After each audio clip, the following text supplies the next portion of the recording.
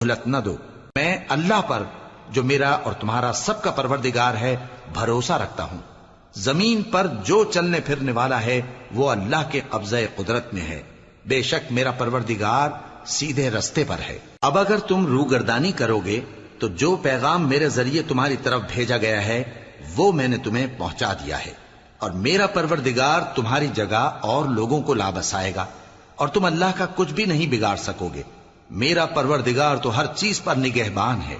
اور جب ہمارا حکم عذاب آ پہنچا تو ہم نے ہود کو اور جو لوگ ان کے ساتھ ایمان لائے تھے ان کو اپنی مہربانی سے بچا لیا اور انہیں عذاب شدید سے نجات دی۔ یہ وہی قوم عاد ہے جس نے اللہ کی نشانیوں سے انکار کیا اور اس کے پیغمبروں کی نافرمانی کی اور ہر سرکش و متکبر کا کہا مانا، اور اس دنیا میں بھی لعنت ان کے پیچھے لگی رہی اور قیامت کے دن بھی لگی رہے گی۔